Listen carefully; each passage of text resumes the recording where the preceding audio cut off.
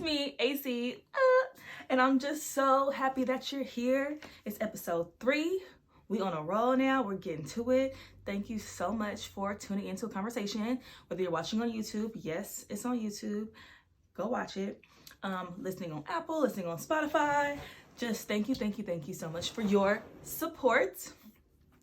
I have a lot of energy this morning, and that's because I usually don't record in the morning. I usually record in the afternoon or the evening, but I have a bunch of stuff to do today, so I have to be a morning person, and I have to admit something to y'all. I drank coffee this morning. I'm sorry to myself because I was doing so good, but I'm a sleepy girl. I am always sleepy. I can sleep in a club. I can sleep in a party. I can just go to sleep. So I needed something to pick me up to record this early in the morning. And I had a little bit of coffee left from Trader Joe's. It's been sitting in my fridge. And technically I don't want it to go bad. So I'm kind of like saving the earth by not wasting food or coffee, whatever. Anyway, I'm up, it's stuck, I'm awake, and you're here. So thank you for coming back. Before I talk about the serious stuff that we're gonna talk about today, not serious, but you know what I mean. I have some thoughts to get off. Are you ready? Sometimes when I listen to R&B songs, I add Meg Thee Stallion ad libs. Like I was listening to Usher the other day, and I was like, you got it bad when you on the phone. Ooh, I do that a lot. I like it. It's fun. It gets me going. You guys, I did not stop listening to Zeus, but Zeus stopped working for me. And I feel like that is God telling me enough is enough. Okay? Wrap it up, Alexis. And I said, you know what, God? If anyone is right, it's you. It is you. Okay? If you're watching this on YouTube, no, I am not tired. I just don't have no eyelashes on. I needed a break from my lash extensions. I kind of like this look because I feel like it makes me look younger, which is important. I want to look how I feel. Actually, yeah, let's just stick with that. Moment of vulnerability. I have had Botox in my masseters and I have lip filler, right? And I've always not liked how full and fat my face feels. Like it just feels like really, really round. And so I got masseter Botox to kind of slim the bottom. And I did see a small difference, but my injector told me like my muscles down here are not even that bulky. Like that's just the way my face is shaped. And I was like, girl, why would you tell me that? I know you're being honest, but but I still feel like my face is just so like, ooh, you know what I mean? And it's not, but you know, we all have our insecurities. So and I was thinking maybe I want to get like a little filler underneath my eyes, but then I was nervous because I've heard of filler migration. But then they have PRP filler, which is like they take your blood, they do all these things and flips and tricks with it, and then it like not coagulates, but it turns into like this material, and they use your own blood to kind of fill. And I was like, that seems kind of interesting. Still kind of scared to I don't want to inject anything underneath my eyes, like in this area. I'm nervous.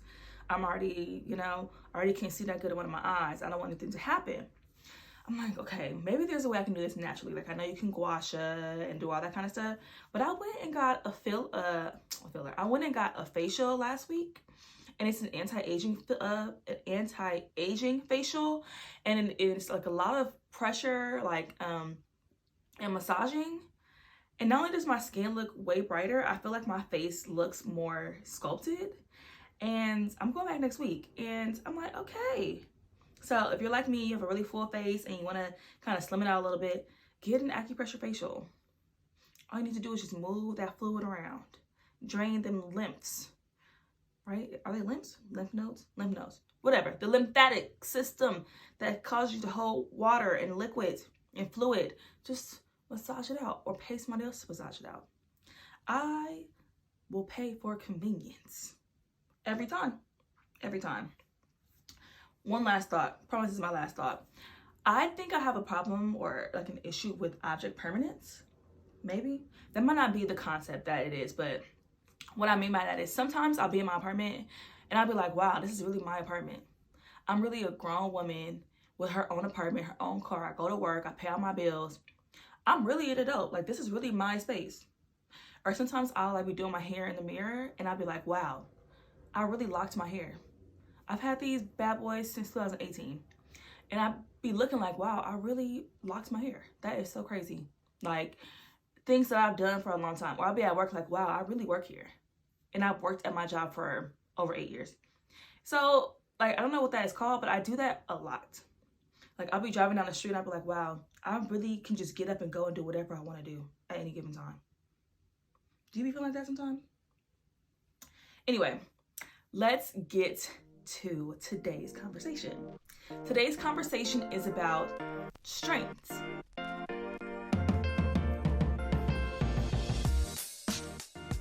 You know, lately I've been in this space where I'm trying to expand every aspect of myself, whether that's personal, just things that I like to do for myself, or my relationships, like with my family, my romantic relationships. If it's like expanding in terms of like health and wellness, or my career. And so I've been going to like workshops and trying new things, to trying to test the waters and see what sticks. And today I want to talk about strengths because it is something I've been thinking about for the last like 2 months or so. I went to a conference at the beginning of the year and the speaker was absolutely amazing. But one thing she said as far as career is concerned and growth in your career, she said too many people focus on trying to improve their weaknesses instead of mastering their strengths, things that they're naturally gifted at. And I said, interesting. Very interesting. I can say that when I think about my weaknesses or things that I'm not particularly strong at, I have definitely tried to improve them. I definitely split my energy between working on things I'm naturally gifted at and things that I'm not so naturally gifted at. I remember going on Coursera and trying to take a math class to get better at math, which is not bad, but her whole thing was, what if instead of splitting your 100% between improving your weaknesses and strengthening your strengths, what if you just took that whole 100% and put it into your strengths and became a master and an expert and the go-to person in that thing that you are naturally inclined or naturally gifted or just really, really good at? So, how do you split your investment in yourself? Do you take your 100% and split it between improving your weaknesses and mastering your strengths? What if it's not necessarily a weakness? I know we use the word weakness a lot, but what if it's not necessarily a weak thing? What if it's just not something that aligns with you? What if it's just something that is not your thing? Or maybe it is a weakness, but a weakness doesn't have to be this daunting, dark, disgusting thing. It's just something that is not you. So let's talk about strengths. I'm a person that believes that a lot of my introspective crises can be solved with something as simple as a change in perspective, right? Lately, I have been, and it could be, you know how we get when we turn 30, we just kind of freak out and be like, what am I doing with my life? And your life is fine. But lately, I've been really focused on finding my passions, things that just get me going. And it's my friend's fault. It's y'all's faults. But I say it's their fault because my friends are all very successful in whatever lane they've chosen to focus on. And the things that they do, they care about greatly and they're very passionate about it. They put their all into it. And I'm like, well, what is mine? Like, what am I passionate about, right? And I'm like, damn, I don't have a passion. Like, I feel lost and I feel crazy. Like, what am I doing? I'm trying all these new things and like nothing is sticking. What's wrong with me? And I realized, like, first of all, you do have a passion. You've had a passion. I have been doing my passion for almost a decade. And to say that I don't have a passion is disrespectful to myself. It's not true.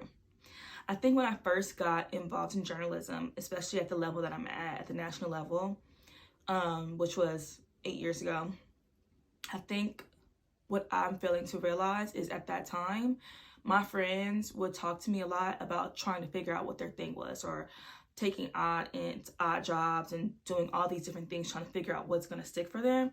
And at that moment, when they were kind of exploring different things, I had found my thing already, and I had found my passion.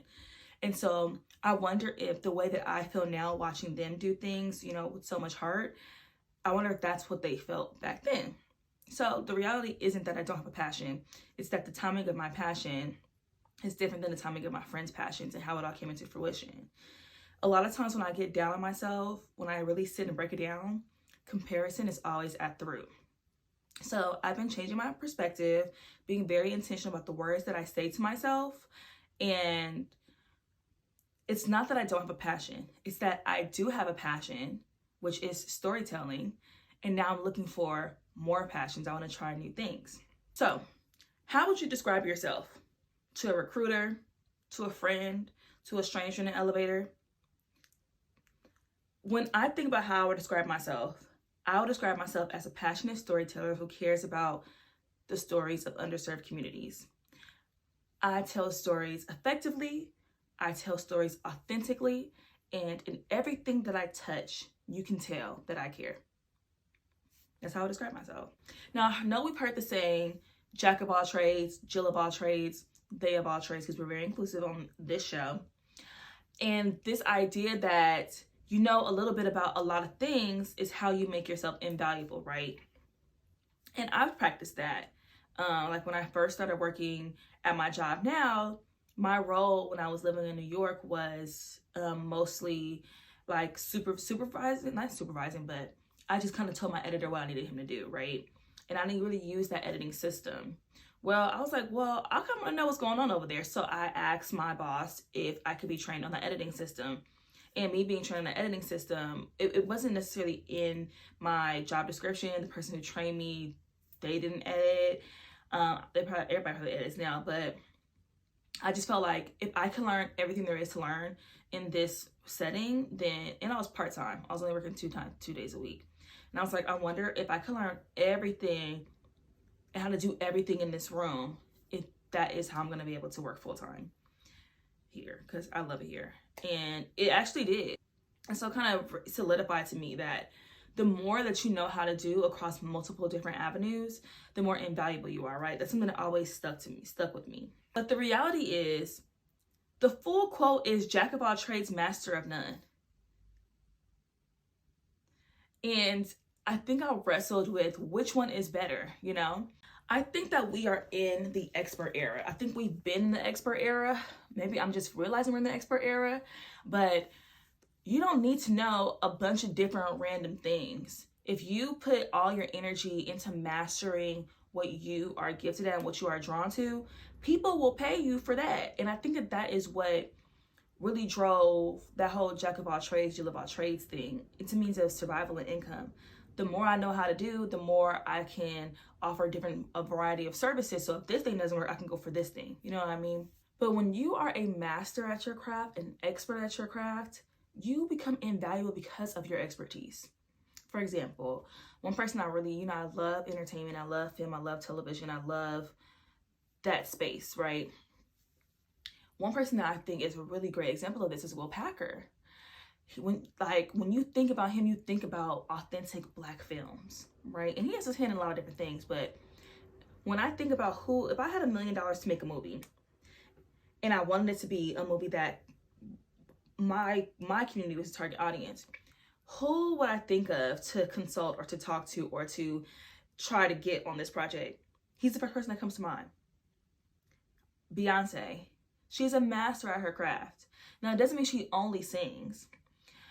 She has her clothing line. She has the hair care line now. She has all these different things. But when we start off with Beyonce's early career, her whole focus was mastering that craft. She is an expert. Okay? If I had a bunch of money, because Beyonce costs a lot. If I had a bunch of money and I needed somebody to sing the paint off the walls, she would be the first person I would think of. LeBron James. He is a master at his craft. He has all these other business ventures, but at the core, he is somebody that you're going to pay top dollar to come and get on the court and shut things down. Now, I'm not going to call Beyonce to balance my checkbook. Not saying that she can't, but when I think about her, I think about her musical career.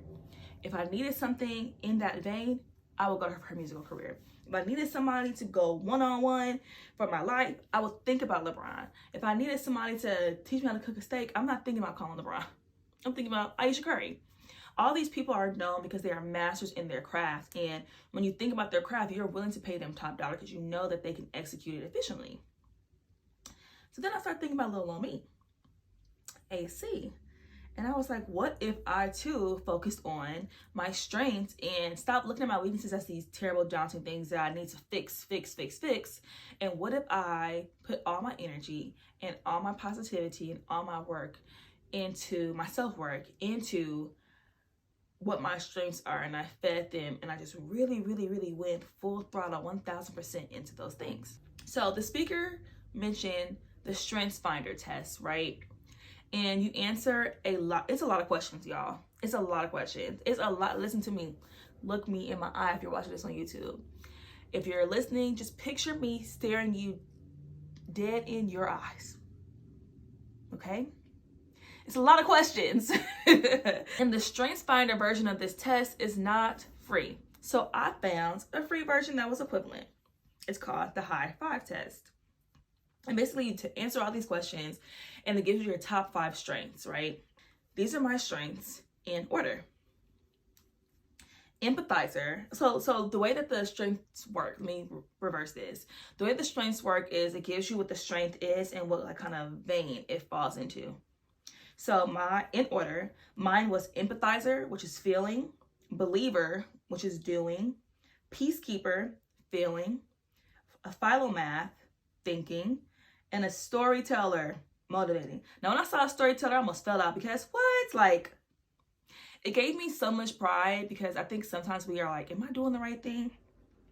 And it made me feel like I'm doing the right thing. Like I've been doing the right thing. Like I'm a storyteller, and this thing that doesn't know me, and you don't put your career, you don't put your occupation, you don't do any of that. You just answer all the questions.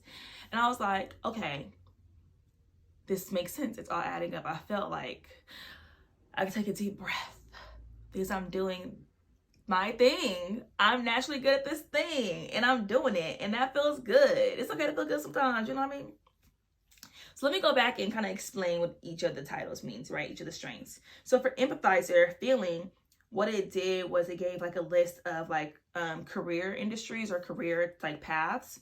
And it said social work, teaching, writing, and therapy, which I thought was very interesting because I used to volunteer with a organization that helped kids with learning disabilities and physical disabilities, just any kind of disabilities, learn how to exercise. And I really felt really good about that. I really got to know them and learn.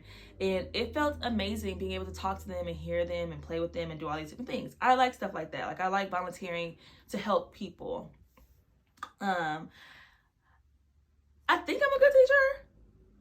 I think I'm a good teacher because I'm good with analogies. And I know that sounds so silly. I'm sure all my teacher friends be like, girl, anyway, but let's move on. But writing, hello. Writing, telling stories. That's what I do. And then therapy, which is so crazy because I wanted to go to graduate school for therapy. And a couple years ago, 2019, I actually applied to a master's program in marriage and family therapy. And I got in, and I was very excited. It's just the program was $100,000. And I was like, yeah, I don't got $100,000 and I don't want to take out any more school loans. So I had to let that go. But I've always loved therapy and wanted to help people. And anyway, let's move on. The next one is believer in the doing category. And what that basically means is that, according to the test, is that my calling is very important to me. It means that the environment that I'm in has to positively benefit others, and the work I'm doing has to align with me and my beliefs as a person. And I was like, oh my gosh, that makes so much sense. Like every time I read this, I'll be like, oh my gosh, it makes sense why I went into the field that I went into. Like one of the things that I love most about my job is I love the work that we do. I love the stories that we produce because they're real. They're very real. We're telling stories that people need to know, and it feels good. It feels like something that aligns with me as a person. I know a lot of people that can go to a job that they don't necessarily love, but the money is good, and they don't feel bad about being there. They don't feel drained by being there. They go, they get it done, they go home, and they feel good throughout the entire time. I used to work at a job that paid me really, really, really, really good. Not saying this job doesn't pay me good, but I used to work at a job where I could make my rent in 1 week. True story. I was miserable there. I was so miserable. I hated it. Every time I wake up in the morning, I just would want to cry. I would look at the clock and just watch the hours count down. Tick, tick, tick, tick, tick. I could not wait to get home. When I get home, I'll be like, ugh. And I low-key would stay up all night because I wouldn't want that day to end. And I wanted, because once that day ends, that means I have to wake up again and go back up there to that job. And it taught me that money is important, but it can't be the crux of why I'm in a place. So it's all aligning. I love when things align. Like, I just get a thrill when things start lining up. It's great. Peacekeeper is in the feeling category. And it said that balance is important, teamwork and problem resolution are strengths, and building bridges. And I was like, oh my gosh, who is running this test, and why are they stalking me, and why are they in my brain? This is tripping me out psychologically. What's going on? But I think balance is very important to me. I think I work very, very well with teams because I think that I'm able to hear everybody's like input and come up to a mutual ground. I think in my job too, I also work with a lot of different personalities, and I think I'm able to build bridges between my producers and my correspondents if needed to. I'm able to kind of change my approach to different things based on the personalities I'm dealing with, so I can still get the end goal, which is an incredible story done. I think I'm really good at that balance, that keeping the peace. Let's come together to create a beautiful project. Now, I also think that it's also worked against me sometimes in my personal life, because there have been things that bother me or whatever it may be, and I will just eat that and not say anything for the sake of keeping peace. So I've learned kind of how to balance standing up for myself and being like, okay, that ain't gonna work, but saying it peacefully. Philomath, which is in the thinking category, and it means, you're never gonna believe this, it means that you love learning and you have many interests and many different paths in life. And I was like, my mind is blown. I was just talking to my friend, and she was like, girl, you want to do a little bit of everything. And I'm like, yeah, I want to try a bunch of new things in this lifetime. Like, I'm a journalist now, but I think when I turn 50, I might work for the ASPCA. I want to save animals. I want to wash the oil off of ducks. You know what I mean? I also want to be a real estate investor at some point in this life.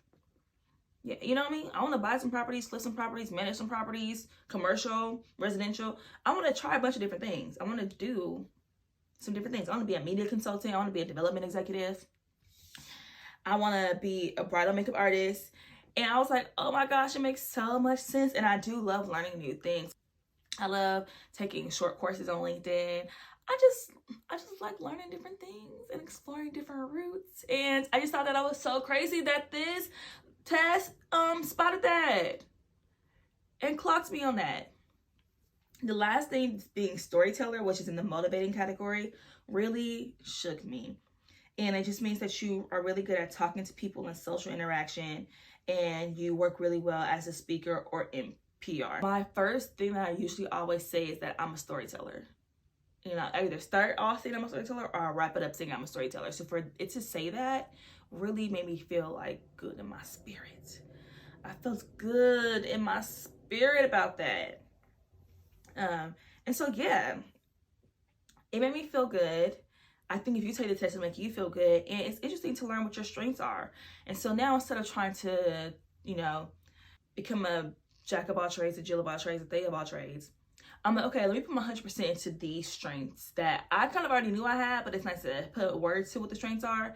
And so I'm like, how can I continue to improve and build on these strengths and put all my energy into growing these strengths, right? So I have been going to a lot of networking mixers and workshops and Zooms and Teams meetings. I recently went back to some of my journalism books. Right now I'm reading The Art of the Interview. And I'm just really focusing on what it means to be a storyteller, how to improve as a storyteller. That feels good. The thing about mastering your craft is a lot of times once you master it, you'll realize that your craft can take you to a lot of different places in a lot of different industries, a lot of different opportunities. The woman I mentioned earlier in the episode who spoke at the conference, she has worked in many different industries, but at the core, she's a master of a particular craft. And because she's a master, it can kind of apply everywhere, right? Will Packer is an amazing storyteller and he specializes in films, but because he's such a passionate storyteller, he can do commercials, he can do television, he can do marketing if he wants to, because that's storytelling. But at the core, the nucleus is the storytelling. So right now, I'm in my expert era and I'm focusing on the nucleus of what I am. Pouring into my strengths, growing them, expanding them, because remember, we are in an 8-year expansion. And that feels good. And I feel much more aligned and less frustrated with myself. So, what are your strengths? What are your strengths? What are your strengths? And not your elevator pitch strengths. What do you really believe are your strengths, right? And then what are the strengths that you would share with other people, whether it's recruiter, whether it's your friend, whether it's your boss? What are those strengths? Do you think that they align? And where do you focus most of your energy on? Where do you invest most of your self-improvement? If you have 100%, do you split it between, strengthening your strengths and improving your weaknesses? Or do you take your whole 100 to your strengths? Or are you comfortable with your strengths and you take the 100% and you put it into your weaknesses because you want everything to be a level playing field? When you think of weaknesses, do you see it as something that you got to scrub out, get it out? Because I know I used to, but now I have a whole new perspective about what weaknesses are. For example, I'm not good at math. It's just not something I'm passionate about. It's not something that I'm naturally drawn to. But I love reading. I love writing. I love talking and telling stories. I love interviewing. I love putting a story together. If you give me a blank canvas and tell me what your idea is, I can draw you a picture. You know what I mean? If you want me to balance your checkbook, we're both going to jail. So, talk back to me. Let me know what you think. Thank you for listening. Episode 3, we getting into our groove. And I'm excited about that. In our groove. And I'm excited about that. Until next time, this has been a conversation with AC.